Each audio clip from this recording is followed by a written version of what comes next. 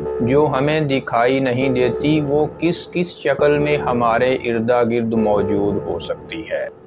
سب سے پہلے اللہ کے ذکر سے اپنا حصار بنائیے اور یقین مانیں یہ صرف کہانیوں کی بات نہیں، جنات ایک ایسی مخلوق ہیں جو آگ کے شعلے سے پیدا کیے ہیں، نہ وہ مکمل مادی ہیں اور نہ مکمل روحانی۔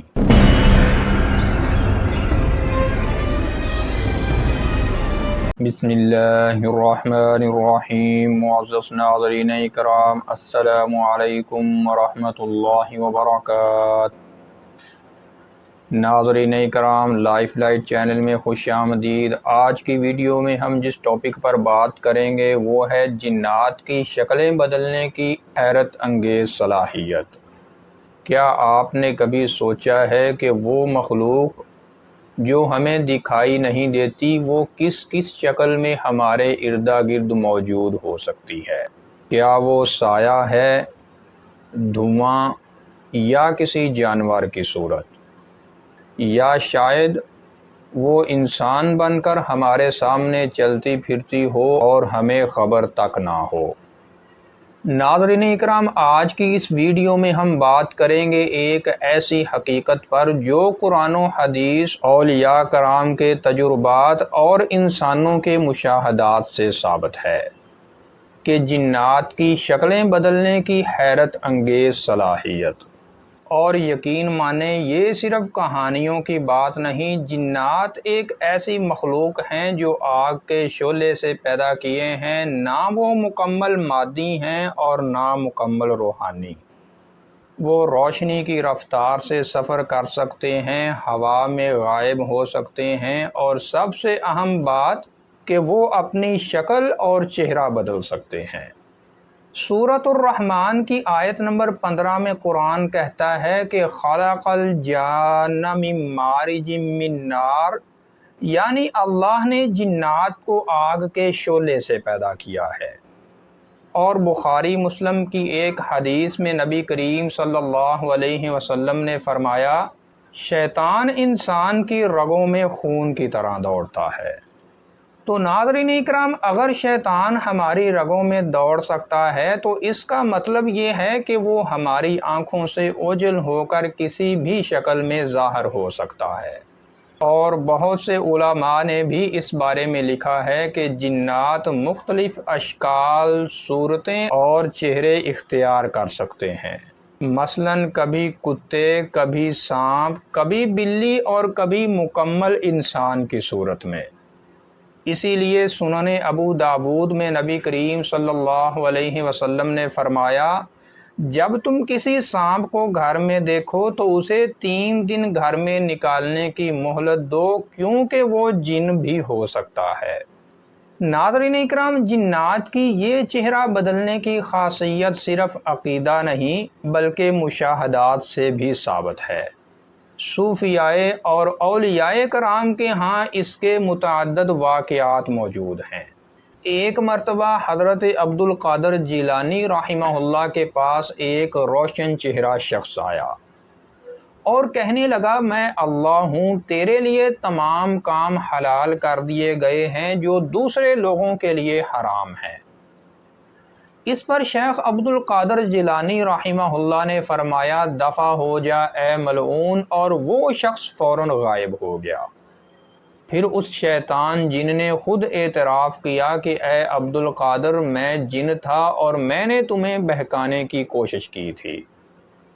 ناظرین اکرام، اسی طرح حضرت عمر رضی اللہ تعالی عنہ کے دور میں بھی ایک واقعہ پیش آیا کہ ایک شخص مدینہ شہر میں آیا، نہایت عبادت گزار اور پرہیزگار۔ اس نے اپنی عبادت سے سب کو متاثر کیا اور پھر اچانک غائب ہو گیا۔ اس کے متعلق پھر کئی اہل علم نے لکھا اور بتایا کہ وہ جن تھا جو انسانی شکل میں آیا تھا۔ اسی طرح تاریخ کی کتابوں میں ایک اور واقعہ بھی ملتا ہے کہ مشہور تابعی حضرت سعید بن مسیب رحمہ اللہ فرماتے ہیں، میں نے ایک بار رات کے وقت قبرستان میں ایک شخص کو نماز پڑھتے ہوئے دیکھا، اور جب میں اس کے قریب گیا تو وہ غائب ہو گیا۔ بعد میں مجھے وہ خواب میں ملا اور پھر مجھے اس کے بارے میں پتہ چلا کہ وہ جن تھا جو انسان کی شکل میں عبادت کر رہا تھا۔ ناظرین اکرام، قرآن پاک کی سورۃ الاعراف کی آیت نمبر 27 میں ارشاد باری تعالی ہے، اِنَّهُ يَرَاكُمْ هُوَ وَقَبِيلُهُ مِنْ حَيْثُ لَا تَرَوْنَهُمْ، یعنی وہ شیطان اور اس کا قبیلہ تمہیں وہاں سے دیکھتے ہیں جہاں سے تم انہیں نہیں دیکھ سکتے۔ آپ نے اکثر دیہاتوں میں دیکھا اور سنا ہوگا کہ ایک بلی بار بار راستہ کاٹتی ہے، یا کسی کتے کی آنکھیں انسان جیسی لگتی ہیں، یا کوئی بوڑھا اچانک غائب ہو جاتا ہے، اور بعض اوقات جنات نے انسانوں کے بچوں کی شکل اختیار کر کے عورتوں کو گمراہ کیا، پھر ان کی ماؤں کی حالت غیر ہو گئی۔ ناظرین اکرام، یہ سب کچھ بھی کہیں نہ کہیں جنات کی شکلیں اور چہرے بدلنے کے امکانات کو ظاہر کرتی ہیں۔ ایسے کئی روحانی عاملین نے اس بات کی تصدیق کی ہے کہ جنات خصوصاً تنہائی، ویرانی یا گناہوں والے ماحول میں آسانی سے ظاہر ہوتے ہیں اور شکلیں بدل کر اپنا مقصد حاصل کرتے ہیں۔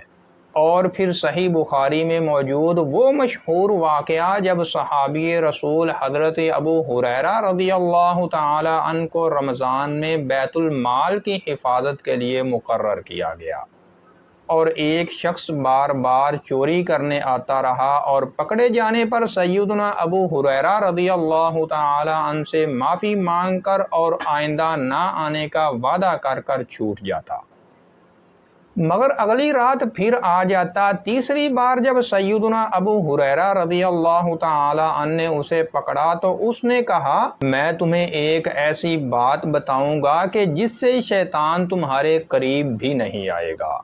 اور پھر اس نے بتایا کہ ہمیشہ اپنے اہل و عیال اور مال و اسباب پر آیت الکرسی پڑھ لیا کرو۔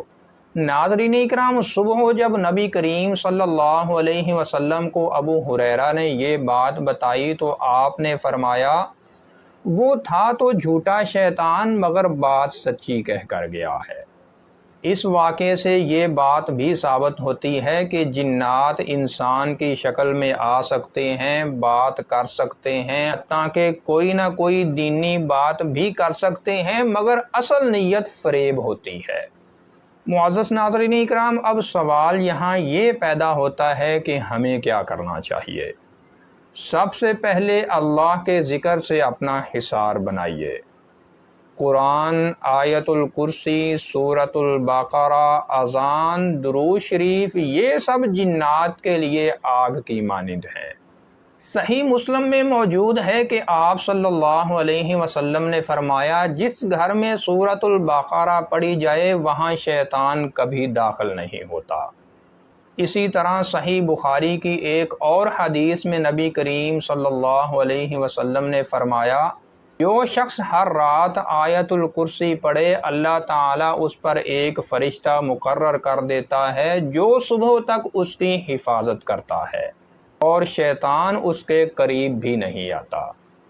اور یاد رکھیے، جنات کی سب سے بڑی طاقت ہماری غفلت ہے، اور سب سے بڑی کمزوری اللہ کا ذکر ہے۔ جتنا ہم اللہ سے جڑیں گے اتنے ہی محفوظ ہوں گے، کیونکہ وہ ہماری شکل تو اپنا سکتا ہے مگر ہمارا ایمان نہیں چھین سکتا۔ لہٰذا اگلی بار جب کوئی غیر معمولی حرکت، کوئی اجنبی بلی یا رات کے وقت کسی بے چہرہ وجود کا سامنا ہو تو صرف خوف نہ کیجیے بلکہ اعوذ باللہ من الشیطان الرجیم پڑھ کر اللہ کی پناہ میں آ جائیے، کیونکہ جنات شکلیں تو بدل سکتے ہیں مگر اللہ سے نہیں بچ سکتے۔ تو ناظرین کرام، یہ تھی آج کی ویڈیو، اور اگر آپ خوابوں کی حقیقت کیا ہے کے متعلق ویڈیو دیکھنا چاہتے ہیں تو اوپر آئی کے بٹن پر کلک کر کے دیکھ سکتے ہیں۔ السلام علیکم ورحمۃ اللہ وبرکاتہ۔